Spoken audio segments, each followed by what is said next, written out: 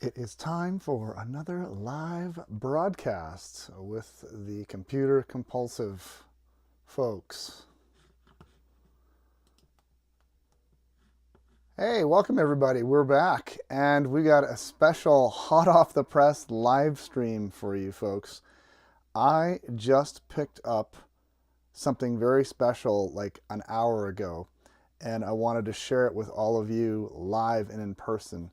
It is Marcintosh 2025, and I've been on the lookout for a 128 over and over again. And every time I get one, it turns out to be a 512 that's upgraded.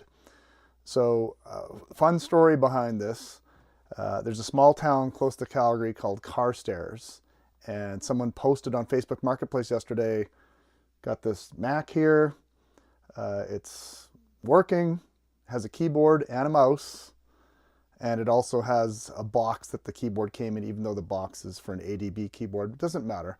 So I called these folks, I paid them what they wanted, and let them know that it was very special to me to get this, but I thanked them for saving it for me. They had a bunch of calls for it. Some people were trying to lowball them. Fun story behind this machine.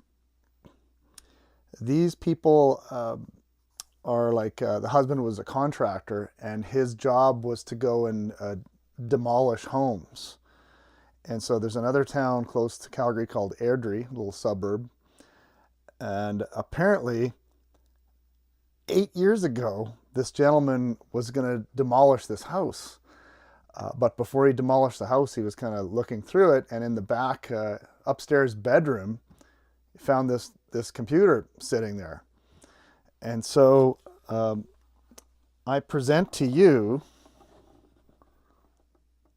this 128K, and look at the back. There's no 128K badge on this thing. We'll talk more about that in a second. The interesting thing I found was there's a little bit of a sticker by the power switch. I've never seen that before. I don't know if that was added on or if some of you know about it. But anyway, we're going to open this up together, and we're going to see if this thing's been changed or modified. Most 128s, like I said in the intro, have been upgraded to 512s. I have a feeling that this has never been opened. And if it's never been opened, that's really cool because it actually does turn on. We do have some boot floppies, and we got our floppy emu. But before we do any of the taking apart, what I wanted to do was share a little bit about what's going on with the serial number. So as you can see, the serial number on this thing, F419215M0001. And so what I wanted to do was punch this into our 68K serial number calculator. So let's go ahead and paste this in here.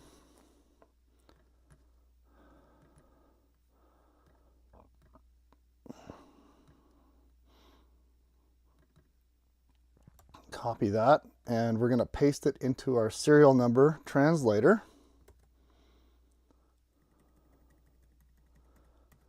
And see what it says. So decode. So the results is, it says your original Macintosh 1984 128K was the 2351st Mac manufactured during the 19th week of 1984 in Fremont, California. So it's pretty early serial number, 19th week of production. That's kind of cool. So it's rather early. It's not the earliest thing we've ever seen, but I'm super curious to see if we're going to find an original 128K board in here.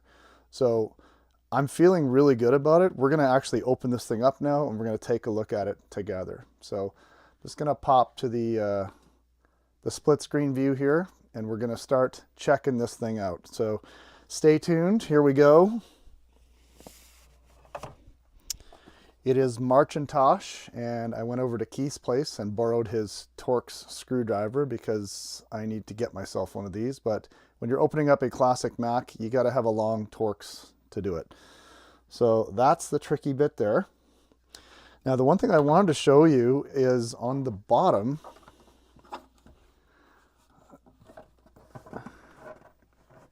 you can see here, there's little triangular exclamation points where the screws are. I don't remember other Mac backs having that. So that gives me another clue as to why I think this is an early revision. So we're gonna unscrew those bottom two, and then we're gonna unscrew the two inside the handle. And then we're gonna take this apart. I'm just gonna put this on its face on something soft. Give me one moment.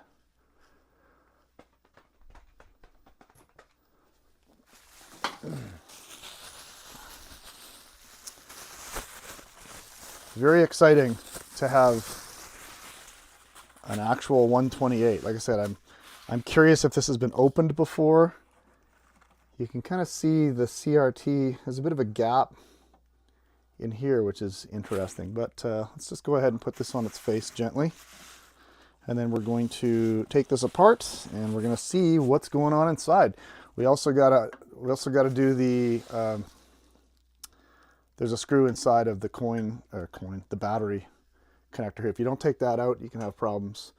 There is a little bit of corrosion in there, but not enough to be a problem in my books. So here we go. We are, oh, that cracked. When I undid that screw, it made a cracking sound, which to me says it's never been opened before. We will find out in just a second.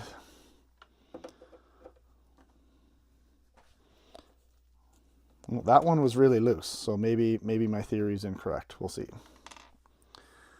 The machine does turn on. I haven't turned it on in front of you, but I don't know. Maybe it's been opened, maybe not. We'll find out. That's screw number 3. We got 2 more to go inside the handle. And we can reach in there. For those of you just tuning in, we are doing we're taking apart what we hope is a 128K Mac. Not sure if this has been opened before. I have a theory that it hasn't, but now I'm thinking maybe it has. Interesting that it's got dark screws in the handle. Usually 2 of the screws are silver, so that's kind of interesting. I did get a 512 in Edmonton in the fall. I thought it was a 128, but it turned out to be a 512 upgraded. Okay, all the screws are loose, so we're going to take this apart. We're hoping to not see a 512K sticker on the logic board. If I see a 512K sticker there, we'll know it's been updated. But we're opening this up live. We're on Facebook and on YouTube, and we're opening up this Mac 128. I hope it's an actual 128. The case is in really good shape. It's got all of its rubber feet. It does not look beat up at all. Let's see how difficult this thing is to actually open. I said you don't want to be too crazy with the plastics.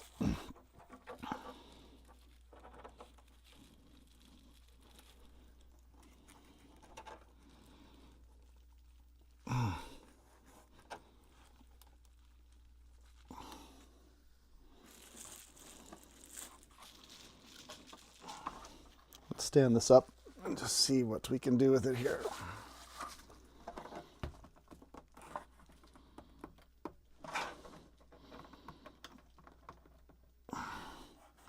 Looks like there was a little sticker on the front here. You can see a little bit of adhesive. Put this on its back.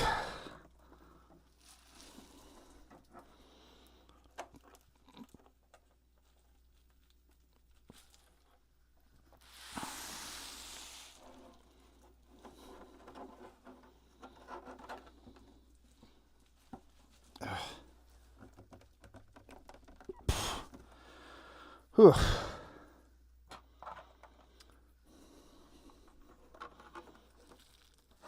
Oh, there we go.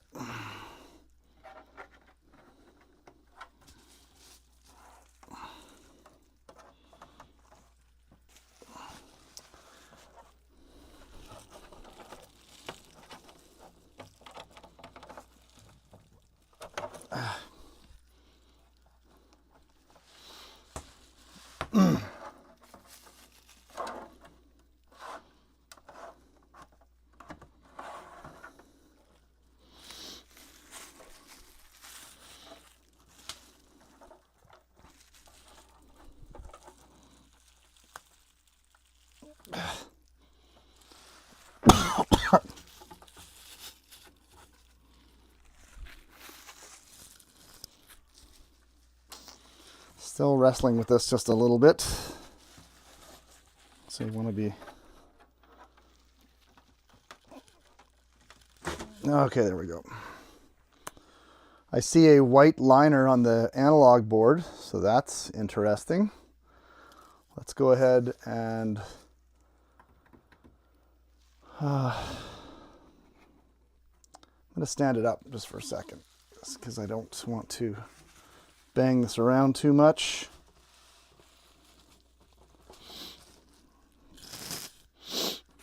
All right, we're gently going to pull the back off of this. Oh, interesting. This is the analog board has a metal shielding on it. So some of the older analog boards, if I'm not mistaken, have this shield on, and newer ones have them removed. Okay, so, and also the liner that's on here is not sticky anymore, which might indicate that someone's taken this apart once already. But let's just gently pull the back off and see what else we are dealing with here. All right, the back is off. A little dirty inside, a little dusty, not bad.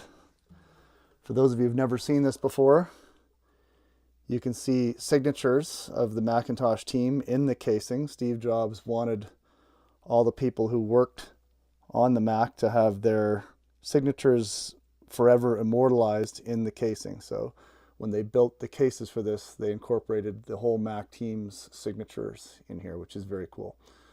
All right, let's put that down.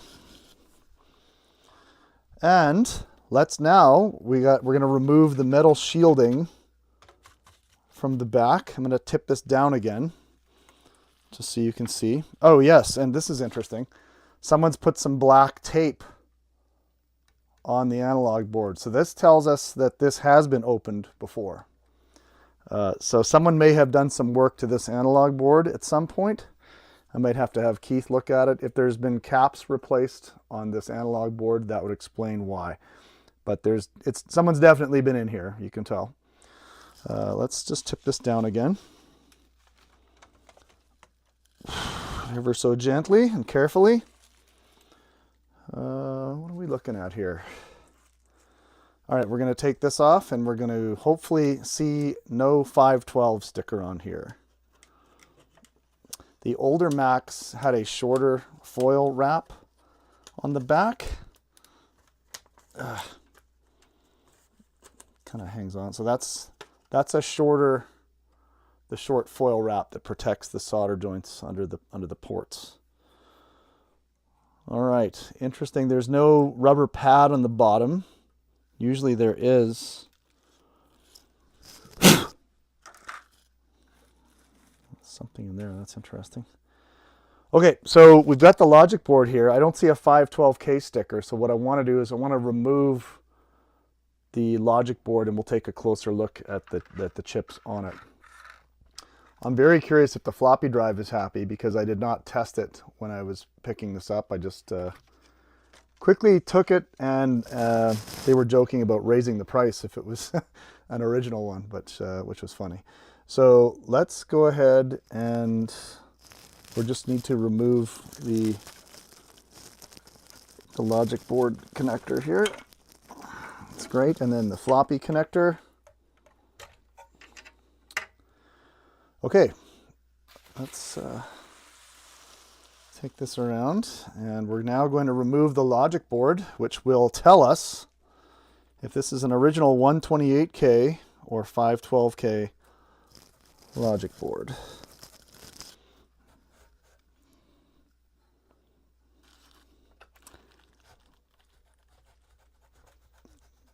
Gently pull this out.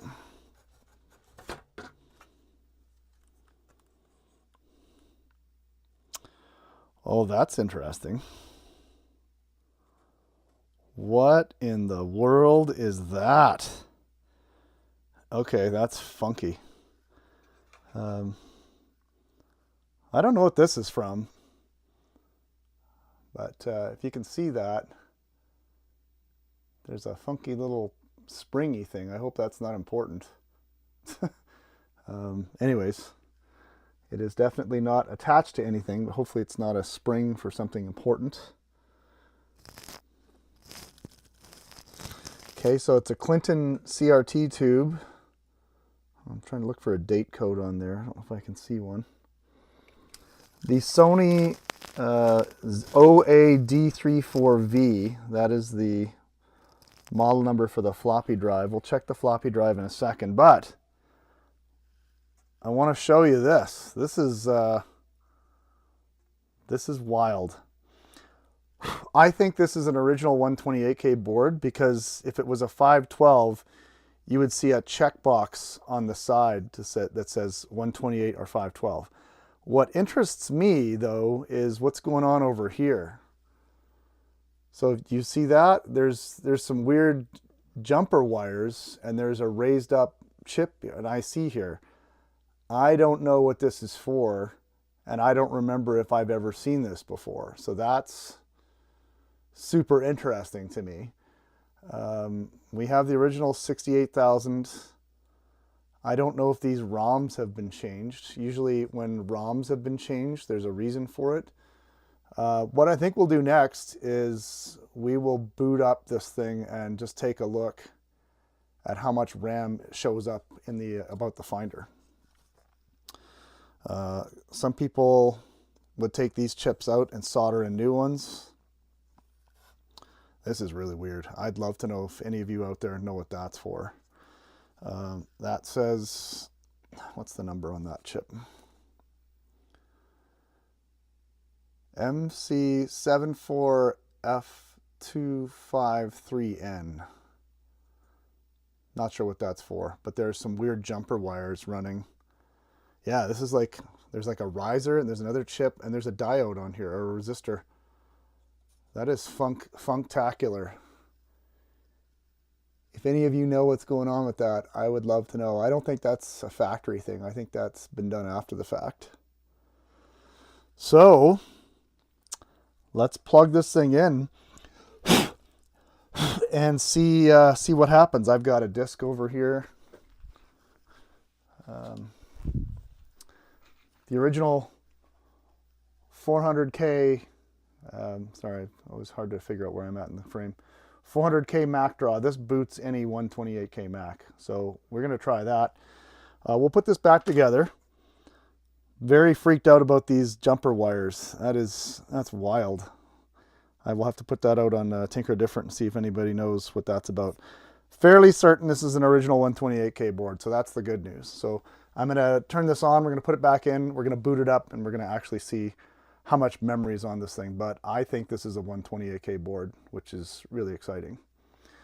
And it's super clean too. If this is an original, I don't see any problems with this. I mean, it turns on. I know it turns on already, but yeah, this is pretty cool. So let's go ahead and put this back in and we will see if we can find out how much RAM is in this thing. Actually, this is interesting. If we look at the soldered points on the bottom, that looks like those might have been soldered in. So maybe this thing's been RAM upgraded manually. Maybe that's why that little riser thing is on there.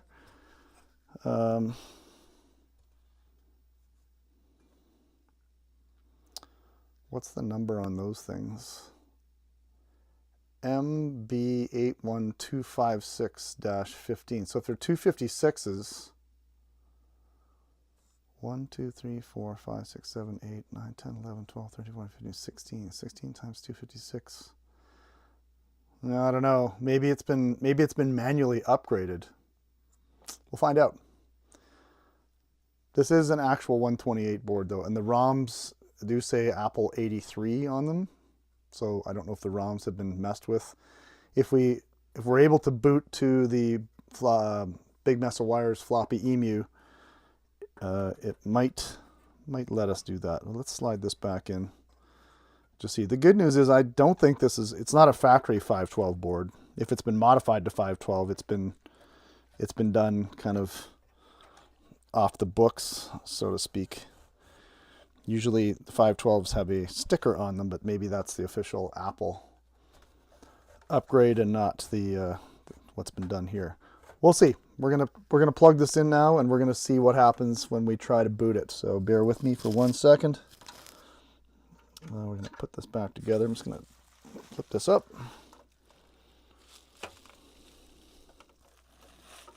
So to the folks who sold this to me, thank you very much. We are, I'm going to send them the link, the YouTube link, via text once I do all this stuff here.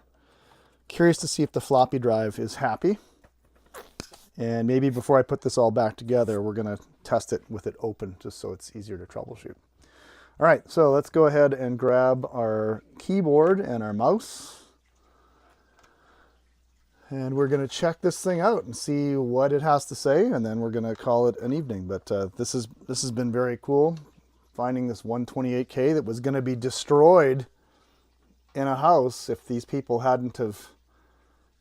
They've had it for 8 years, so since 2017 they've had this computer sitting in their house because the contractor who was demoing the house wondered why would someone, leave this in. Oh, this is interesting. I just noticed, so if you look closely, you can see there's little teeth outside of the CRT screw holes. I've never noticed this before. But the teeth are missing from the bottom. That's very interesting. So yeah, that's interesting. So the reason this white thing is flopping around is because someone's obviously done some work to this, because they put some black electrical tape up here to hang on to this. That's very janky, as Action Retro would say. All right, so we're going to need a keyboard and a mouse and power applied. So nice thing here, you can see the actual mouse that came with it has the, sorry, my camera angles are poor. We got the fat thumb screws on here, and you'll notice the thumb screws actually have Apple logos on them, which is, I never noticed that before either.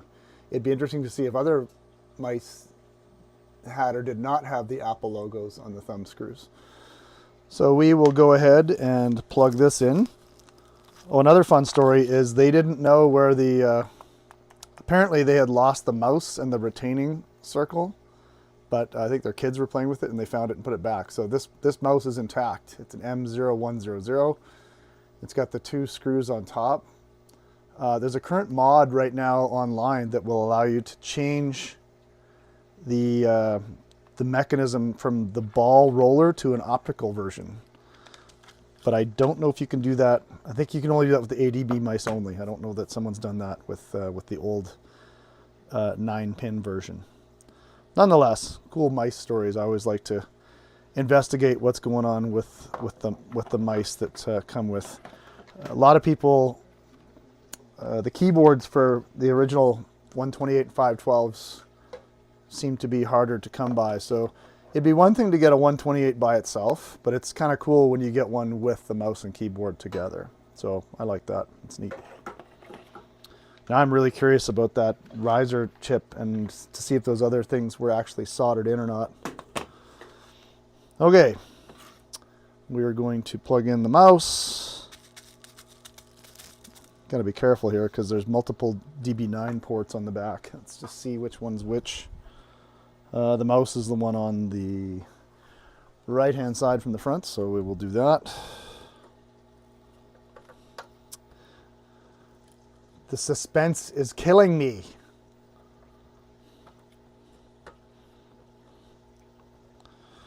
Okay, these thumb screws are kind of in my way. Out of the way, thumb screws. beat it. Beat it, beat it, beat it, beat it. Okay, we got our Mac draw.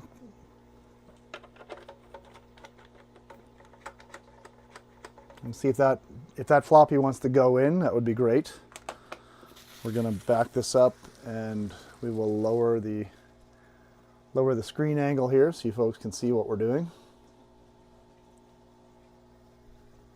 And we're gonna need the keyboard. We'll check that out and make sure that's working. Look at this, folks. A very pristine 128K keyboard. That is very nice. Let's jump to our other angle for just a moment. All right, we are going to plug in this keyboard here. I'm going to sneak around this other angle here. There's a bit of a cut in the keyboard cable, but not enough, just the insulation. So I'm fairly sure that's not a problem. Let's plug this in.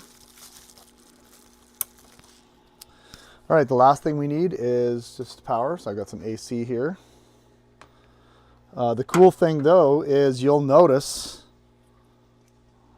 this is interesting. Another reason this is an original 128K is you can see the cable's got this weird two little indents and the Apple logo on it.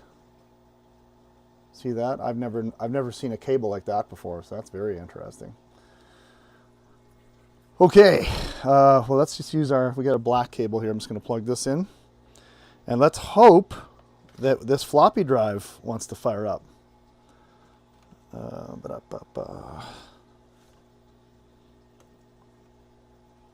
Just curious about how that bezel's not totally flush with the CRT, which is interesting. All right, we're turning this on. 3, 2, 1. We got a chime.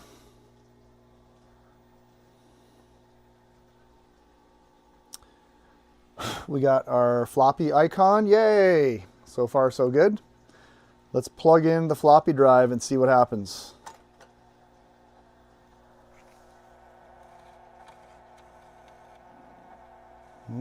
The floppy drive's making noises. Oh. The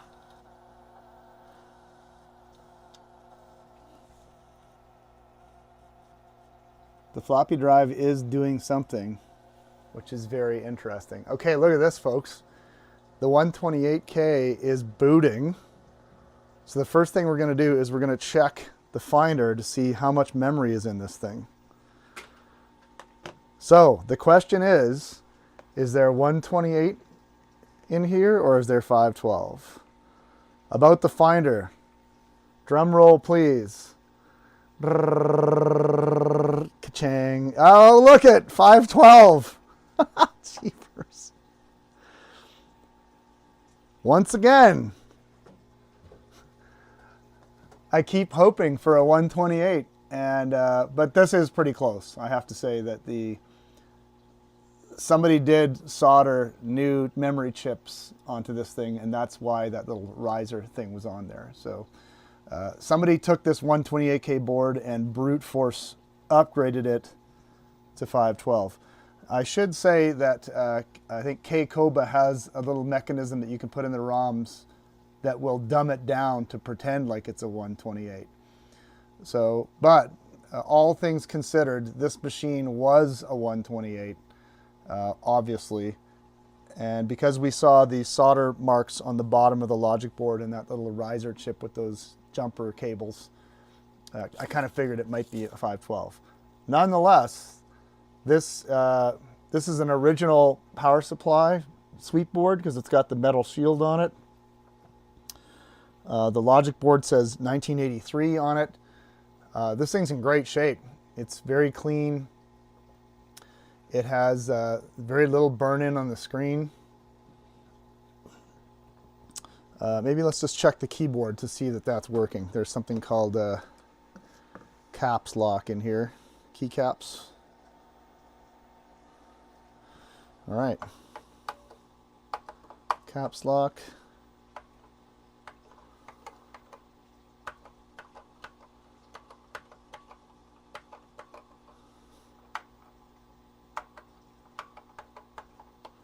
567890.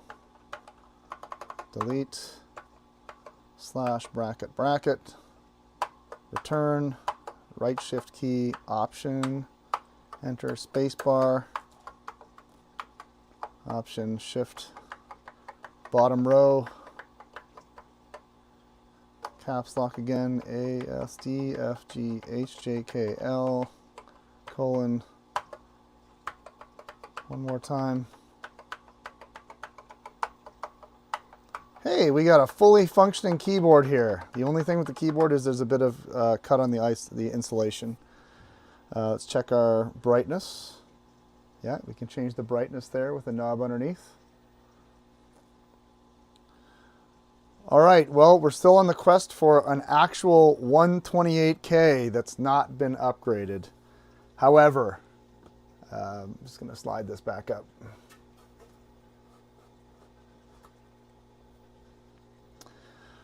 So there you have it, folks. We have a 128/512. I was kind of hoping it was a 128 and not touched. Yeah, it has been modified, as is many 128s, because 128 megs of RAM just really wasn't enough to do a lot. Which version of the Finder is this we're running in here, by the way? Let's put that away. And how about the Finder? 4.1. So we're running version Finder 4.1. I don't know how much RAM you need to run System 6. It'd be interesting to try to run System 6 on here. Actually, you know what? Before we wrap up, let's actually try booting to a... where is my floppy emu? Where did I put it?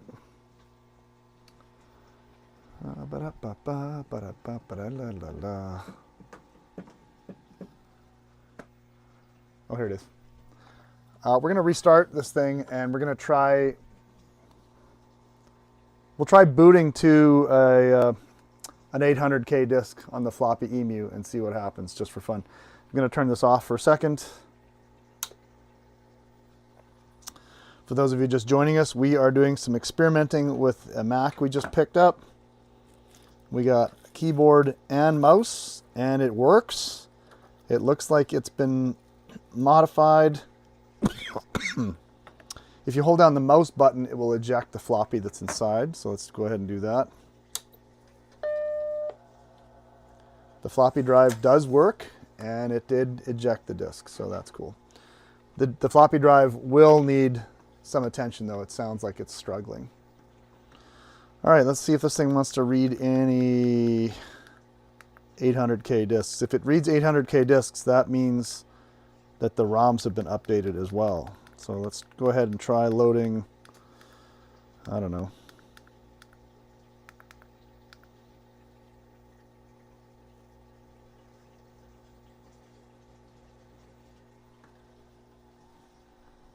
Okay, so we're going to need to try to boot to a system disk here. I'll just put that back down again. Let's try booting to a System 6 floppy, possibly. System disks, 6.0.8 installer, 7 installer. Let's try that. Disk tools. Is that working? Oh no, we got the sad Mac. It says, screw you, Craig. I'm not going to boot to an 800K disk. Nice try. Okay, let's try this again. Fun times. We might go into SmartPort mode and see if we can boot to one of those. But let's go to Macintosh disks. System disks. 608 800K installer. Let's see if it wants to work there.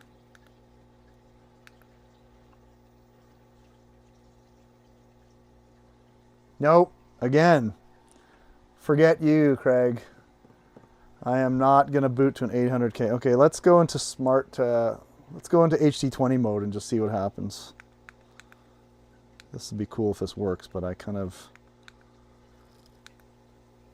Disk emulation mode. Let's go to Mac hard disk CD-ROM. Turn off computer. Try this again.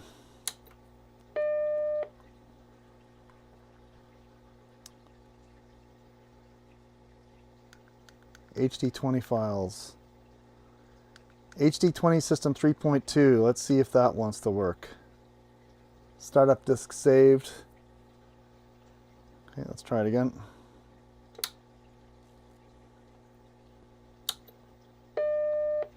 Will it boot to HD20 mode is the question. Oh, we got a 20 meg drive here. Is it going? It is not going.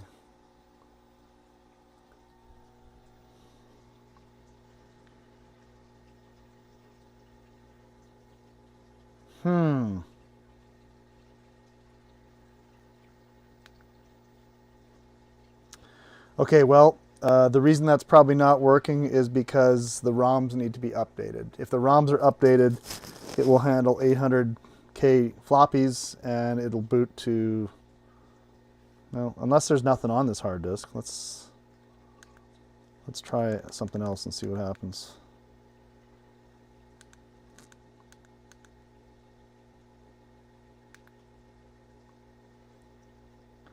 Okay, we changed the startup disk to another HD20 file. I don't know. I don't think this is going to work. We're probably going to wrap up here soon.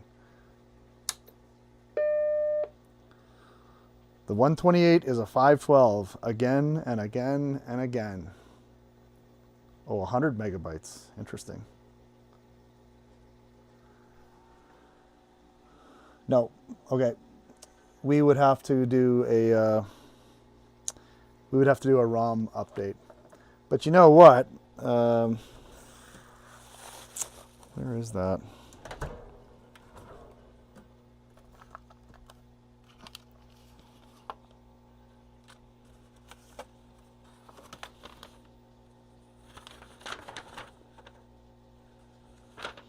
System 608 Resurrections.